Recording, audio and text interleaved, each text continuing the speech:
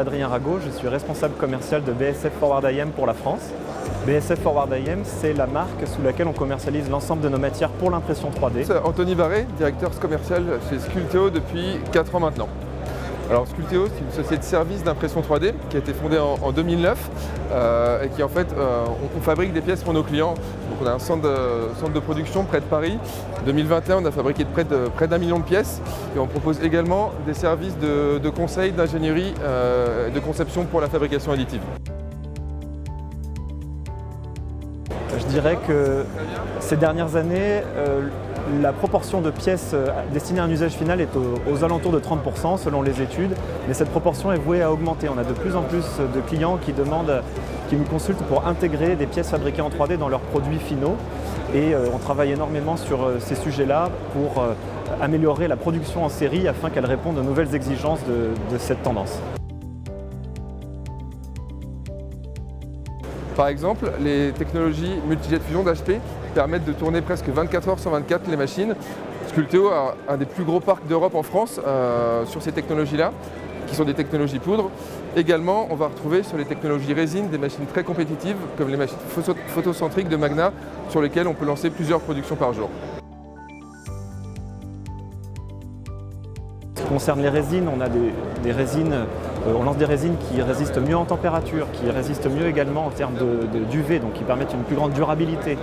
On a en termes de filaments, des filaments techniques, des filaments chargés aussi. Et puis pour les poudres, on a aussi des polypropylènes permettent de répondre à de nouvelles exigences, résistance chimique, durabilité, ou des polyamides renforcés, des polyamides de performance, et même le TPU qui est notre matière phare en termes de matière flexible SLS et MJF.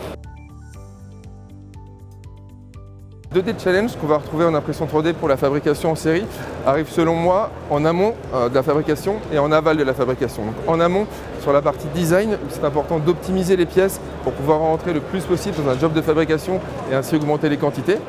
Et du coup, en aval de la fabrication, le post-process qui nécessite souvent beaucoup d'étapes pour la coloration, le traitement de surface ou encore la métallisation.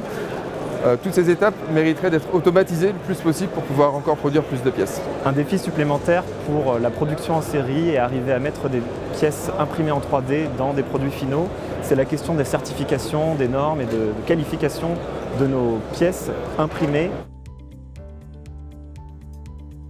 Le cas d'application de la production en série en impression 3D nous vient d'un de nos meilleurs clients du luxe qui est venu vers nous un jour avec une problématique sur un produit qui était déjà fabriqué en série en usinage bois avec de nombreuses pièces d'assemblage.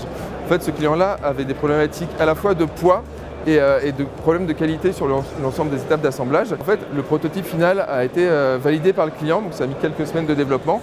Et ensuite, on a pu rentrer en production et depuis 2019, on a près de 500 000 pièces qui ont été fabriquées sur ce modèle-là grâce aux technologies d'HP.